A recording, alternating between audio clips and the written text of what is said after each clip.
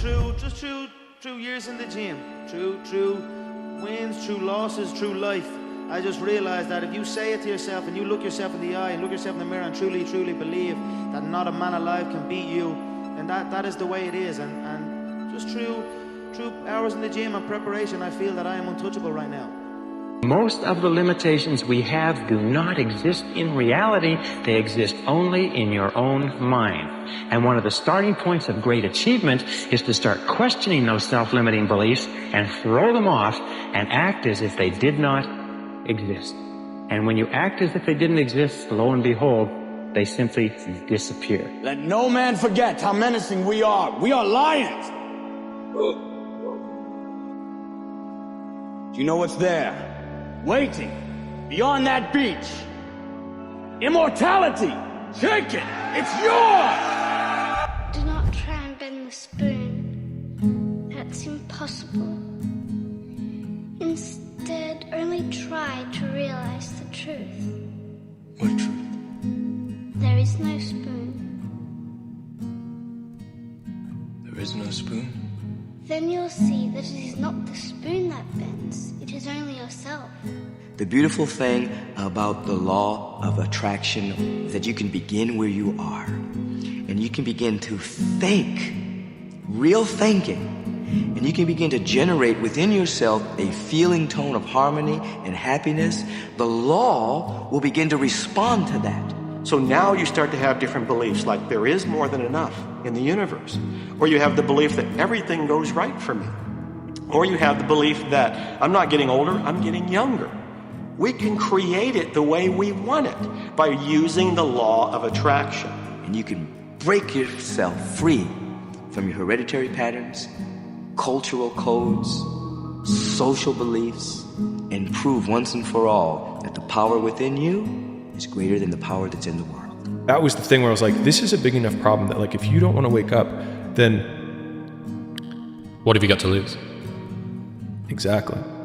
And that was it. And it was like, I have nothing to lose. And that was when I think in the last podcast we talked about this, where it's like, if everybody who's like at the bottom and feels like they have nothing going for them, reframe that as, I have nothing going for me, which also means that I have nothing to lose by taking action, it makes you a much more dangerous person.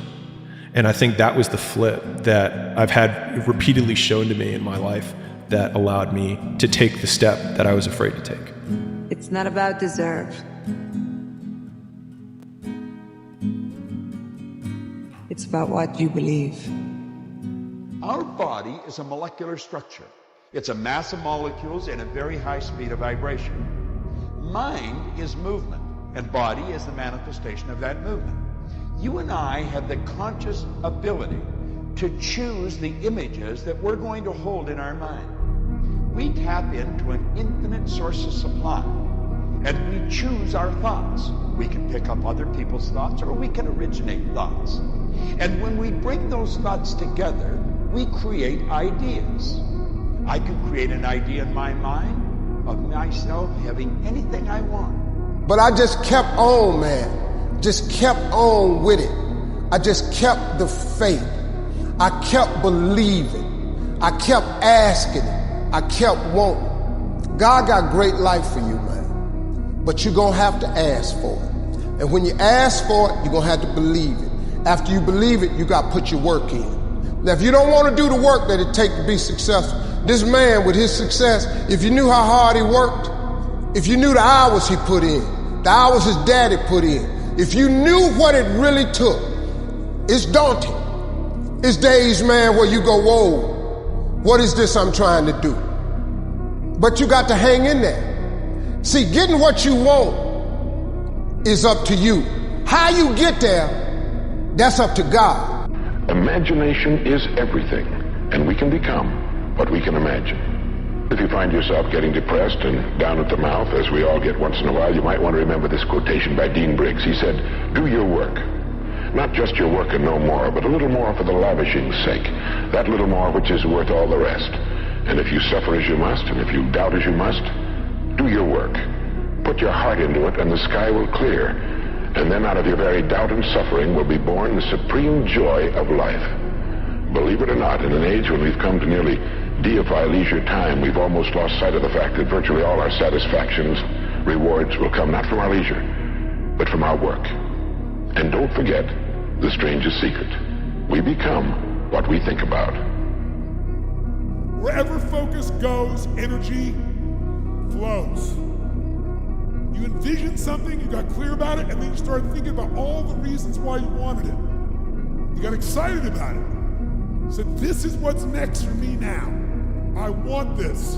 You may have dreamed about it, thought about it, talked about it. But when you focus on something continuously, something magical happens. You get insights, don't you? You overhear a conversation, and you hear something you wouldn't have heard if you didn't have that outcome or goal that you wanted so badly. Who's ever come up with something, obsessed about it, didn't even know how to do it, and it just happened, and it came together? Who's had that experience? Say I. So why don't we tap into that power now for your business and life? Anytime you want to do something, and asking for what you want is often a big thing, you've got to be willing to be a little terrified. You don't have to give in to the fear, but you have to be willing to feel it. Think of the things you'd like to do. Ask your boss for a raise, leave the job you hate, turn a work acquaintance into a friend, or ask some friends to take a look at your new business opportunity. Now, instead of saying, I'm afraid to do one of these things, figure out how you're scaring yourself. Make a statement that recognizes that feeling. Your statement will be something such as, I want to ask my boss. Ask yourself, can I be defined by a vision of the future instead of the memories of the past? What do I want in my life? And take the time to answer the question. As you begin to contemplate and think about the answer to the question, you're changing your brain.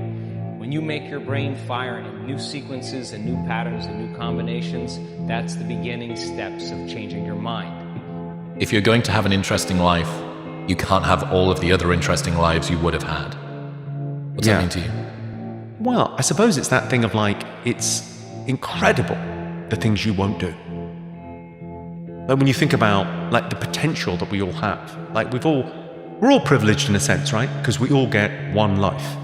And then we get given, different gifts, right? So there can be no equality because we're all born different, right? So it's that thing of going, and it's not better, worse, or the same. It's just different. Everyone's kind of different. And I think that, for me, that the idea of going, you can't have an easy life and a great character. You've got to kind of go out there and decide what you want. That's the first great adventure. And then getting it is the second great adventure. So it sort of speaks to that thing of like wishing wells work. But they don't work when it's not the magic. The magic is you going, oh, what do I wish for? What do I want being the fundamental. Like if you know what you want, that's incredibly. Here, the big question is, what am I becoming here? Because true happiness is not contained in what you get. Happiness is contained in what you become. You make the mistake of thinking just because this is getting hard, or it's boring, or it's tedious, it's not working. Here's the thing I need you to understand. When it comes to achieving your goals and your dreams, there is no timeline involved. You have to give up the when. And you gotta stay focused on the why and the how. And you now know the how. The how is using neuroscience to remove the resistance in your mind and your nervous system and your body, and then pushing yourself to do the work, because manifesting is not magically making something appear. Manifesting is preparing your mind, body, and spirit to do the work to make it a reality. The brain goes onto a default mode and it's naturally trying to predict the next moment based on what it's learned in the past. And so as you'd always try to forecast the future based on your memory of the past, you can't be in the present moment, right? So, and yet our model of change, what we discovered is that the only way a person can change is when they get beyond their body, they get beyond all the elements of their environment, and they get beyond that predictable fusion of familiar past, and they sink into the present moment, which is the unknown. So, if you can't do that because of the hormones of stress, most people will sit down and they'll say, okay, I'm going to close my eyes, I'm going to start this process where I'm going to rehearse how I'm going to be today, and they start thinking about their cell phone. They start thinking about all their emails, and they start thinking, I can't meditate. There's something wrong with me. It's my mother's fault, And they actually believe that thought to be the truth, and then they get up and they actually reaffirm it and say, I can't meditate. Now, I can tell you that if you are willing to see that thought as just a thought in your brain, and you're curious what's on the other side of that thought, yeah, you're going to feel uncomfortable. But if you had some tools and skills to apply, and you were able to take your attention off your cell phone and settle your body back down into the present moment, that would be a victory. What can I do today to make that amount of income a reality?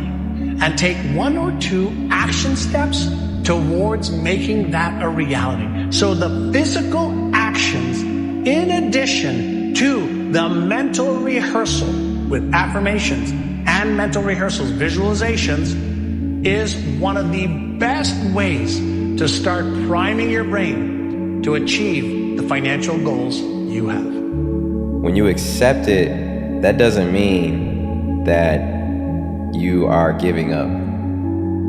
Those are 2 different things. Accepting it just means, okay, I'm ready to go somewhere else. And I'm thankful for all that this has taught me, all that this has brought me. I accept where I'm at, but I know I'm made for something else. I know I'm made to go higher, right? Yeah. but really I'm made to be somewhere else in the world, and I think that until you accept that, you can't move forward because you're just in the middle of it. And I think when you accept something, that's how you get ahead of it. Yeah. It's not a magic trick. It's not God picks certain people he'll make rich and certain people he don't. He gives all of us as his children the power of choice. You have a say-so in that. You can decide to be rich, and with God's help, it's highly doable. But you first have to think it. You can accept that the work that you have done has created the outcome that you've created. But you do not need to accept that the outcome that you've created is the end-all be-all and the last outcome that you need to have. And so for me, the only version of acceptance that I have is that I accept that the version of myself that I want to be is so far from who I am, that I have this massive discrepancy that I have to overcome. And then just breaking that down one step at a time and thinking, I don't deserve to be that man, but I can still do the things that can create it.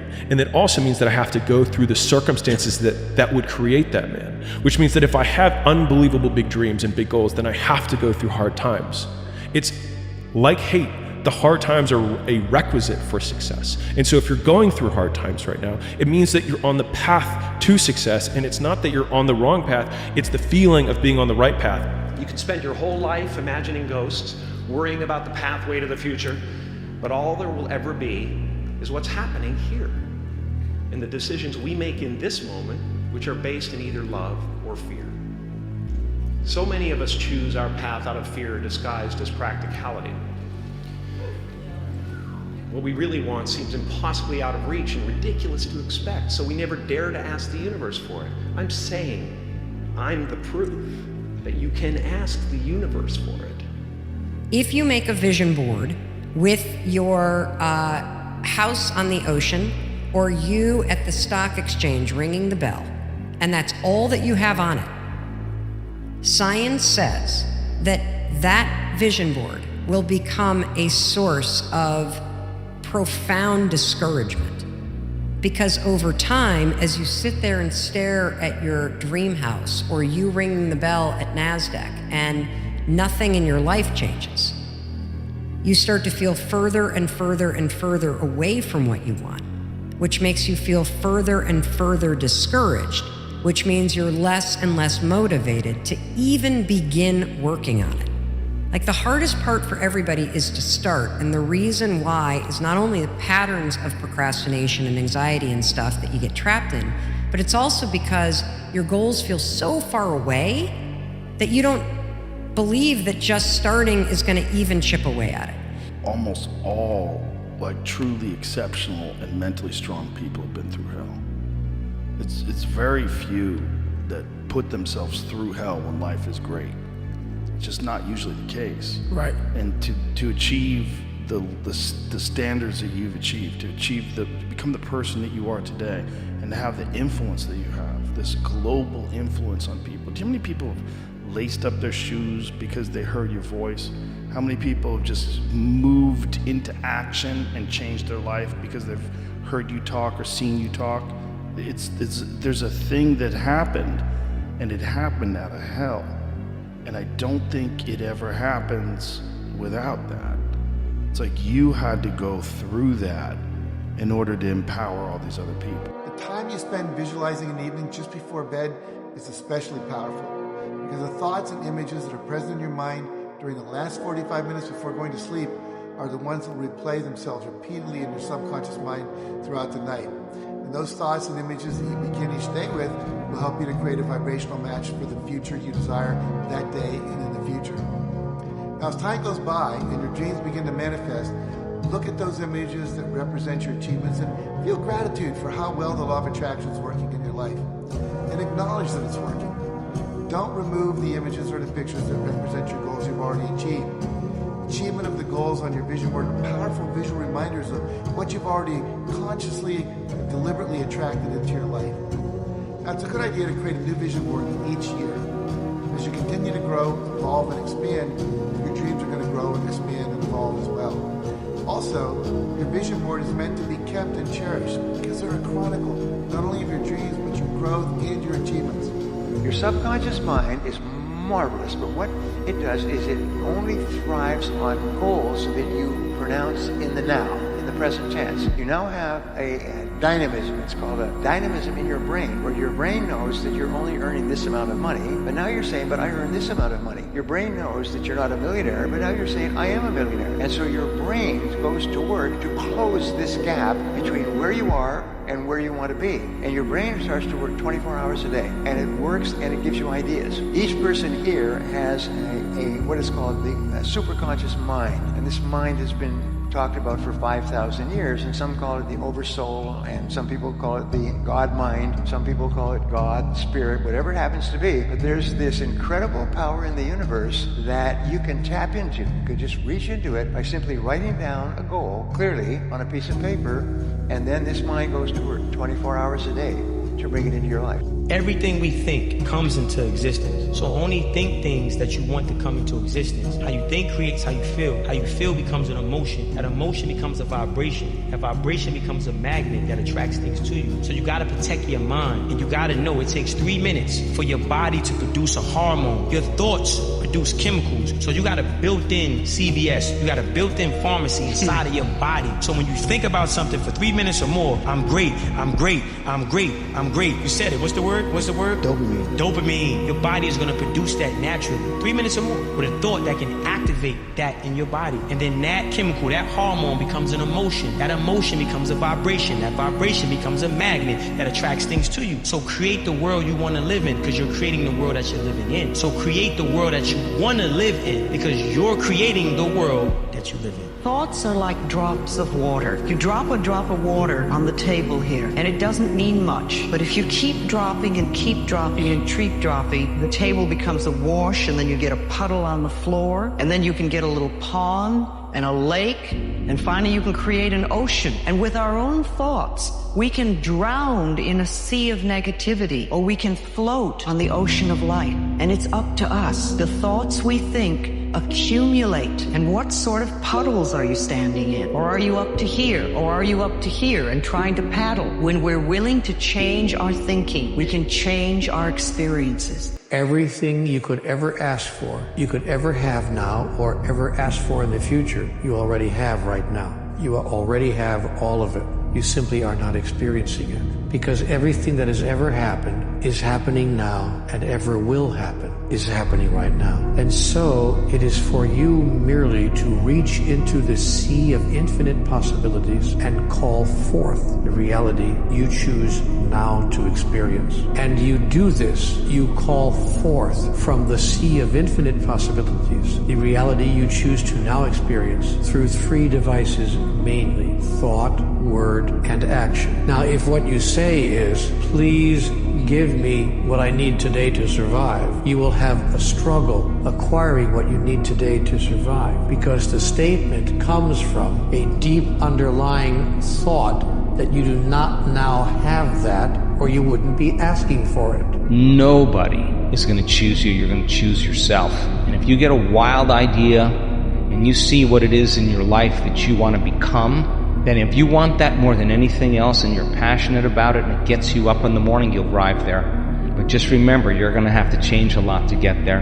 And arriving at that future, man, every single day means if you go all in, then you'll make the right choices for yourself on a regular basis, because nobody else is going to do that for you when you see that future and no one else can see it. I've done it enough times in my life where people look at me like I'm crazy, and to them, I am, because I'm unpredictable.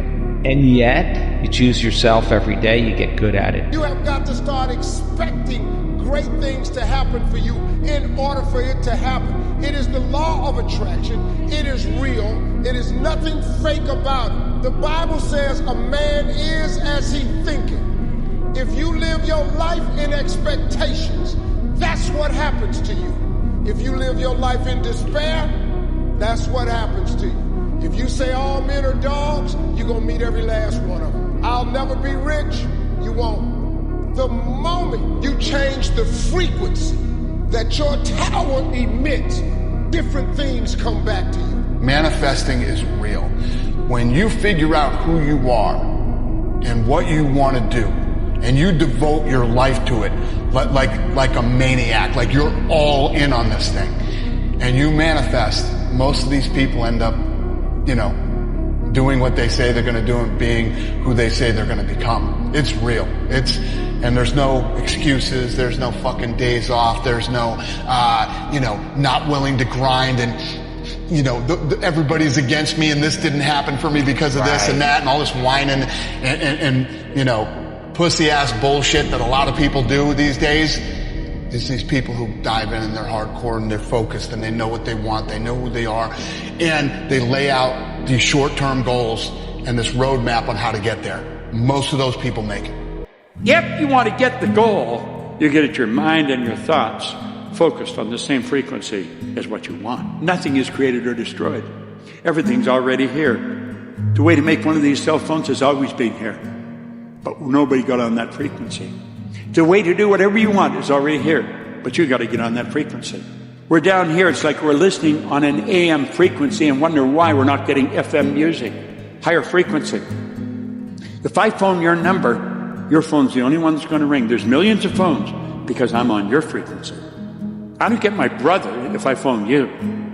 I only get my brother if I get on his frequency. This is something very few people understand. If I want it and I see myself with it, I put myself on that frequency and I'll start to attract whatever I need. Your thoughts are extremely powerful. Your thoughts objectify themselves.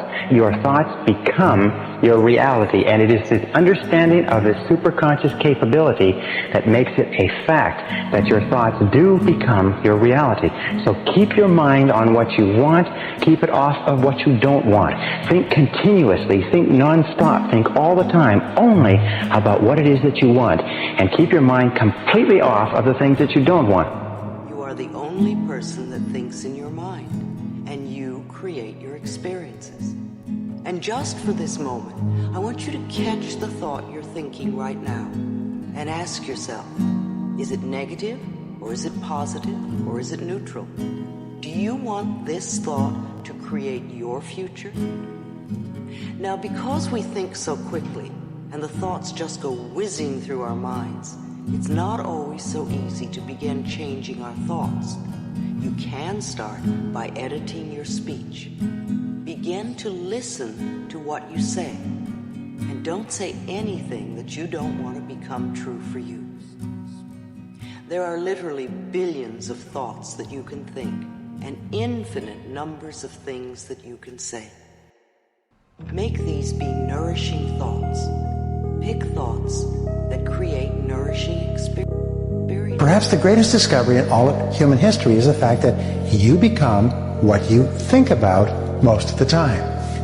Emerson said that A person is what he thinks about all day long. The way you think determines the way you react and respond to things happening around you. The way you react and respond determines your emotions. Your emotions determine your actions, and your actions determine your results. Everything begins with your thinking. Successful high-performance people think about positive, constructive things most of the time. They think about what they want and how to get it most of the time. Especially, they maintain high levels of self-acceptance and self-esteem by thinking about their good points, by thinking about the positive qualities and characteristics that they have and that you have, and which they have developed over the course of their lifetimes. Unhappy, negative people think and talk about all the things that they've done wrong, the mistakes they've made, and the people that have hurt them in the past. Happy, confident people instead think about all the positive things they've done and its lifetimes, and they look forward to accomplishing even more in the future. Get totally pissed off with what you're doing. You're capable of doing so much better than you're doing. There's a problem. It's called paradigm. It's called programming. And you got it. Who programmed you? You have no idea where the hell it came from. But you're programmed. You're literally programmed. Your mind and thoughts must be focused on the same frequency as your goal. If they want to get that, they got to get up on that frequency.